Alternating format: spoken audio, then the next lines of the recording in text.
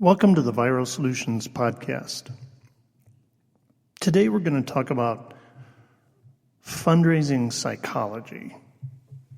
And we're going to discuss the 5 tips that can transform your fundraising efforts if you're a nonprofit, charitable organization. Because nonprofits often save thousands of lives. And those should be the people that are receiving the most funding because they're well in alignment with their cause, right? I mean, it makes sense. But in many cases, it's just not reality. In fact, many nonprofits that save thousands of lives receive much less than others that save only one. I realize that may come across as a little callous. But the effectiveness of your cause and the funds you receive to support your cause have nothing to do with each other. The key to effective fundraising is understanding the psychology behind the fundraising itself and why the donor makes that contribution. Why does someone give? And how do you use that knowledge?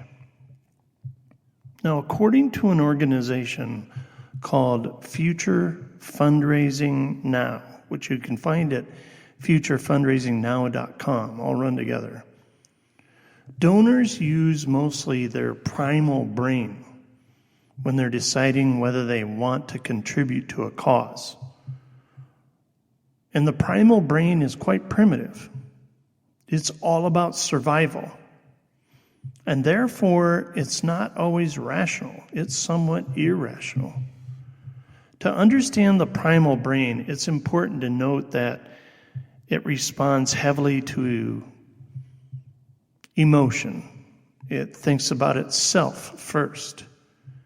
It loves contrast, simplicity, visuals, and it has a bad memory. Here's how you translate that into fundraising efforts. Make it emotional, because that's what drives the primal brain. And that means you need to give stories that speak to the heart. Make it personal. The primal brain is about survival.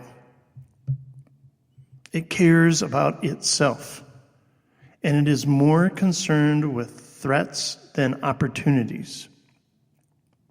In the end, fundraising is all about making your supporters feel good. Great article by Greg Warner at imarketsmart.com. Just look for an article titled, "What Really Makes Your Supporters Feel Good?" Also, make it tangible, contrastable. Your messaging needs to be clear, concrete, and simple, because the primal brain doesn't respond to things that are complex or abstract. The best way to keep things clear and avoid confusion is to be contrastable. Include very clear contrasts, like before and after, risky versus safe, slow and fast in your messaging. To make it tangible, it's important that donors know where their money is going. There is no tangible exchange that's being made since they are not walking away with a product after they make a purchase. Donations, in essence, abstract. Therefore, it's critical that you create a connection between their donation and the impact that it did or will make. So be specific. Tell them what a $100 donation is going to purchase instead of saying it will fight the overall cause. Make it memorable. The primal brain needs to hear things over and over again, and it responds best to stories because it remembers them more easily. So tell impactful stories. Put your most important information at the beginning of your message. Be brief, be convincing, and repeat your point at the end. Make sure you summarize and make it visual, because the primal brain is very visual. So use visual storytelling. That should be your primary message. That's graphics, that's pictures of people in need, pictures of people you've helped, videos. So let's talk about the 5 valuable fundraising psychology tips to knock your fundraising out of the park. Because now that you understand fundraising psychology, it's time for some tips to help you put all of this into play so that your fundraising efforts are on a new level from here on out. All right, here we go. First one, tell stories. We talked about this. This is the basics of psychology. But these stories need to highlight individual victims.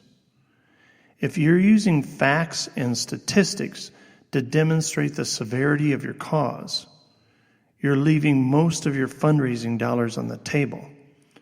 Statistics provide proof of the issue.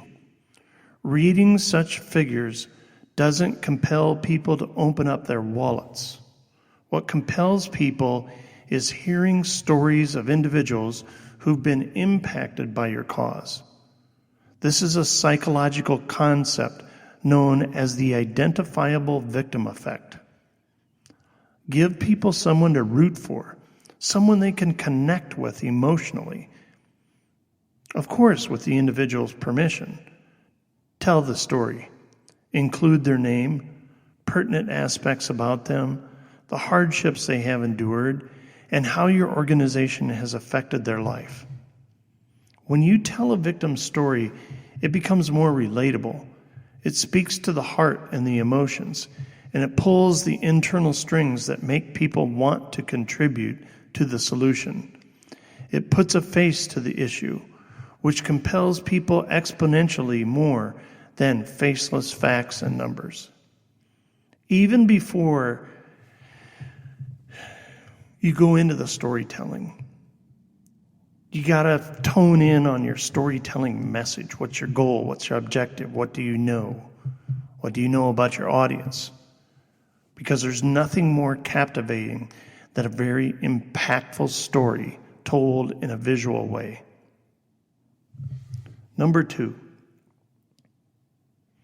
ask for their time before you ask for their money. Huh?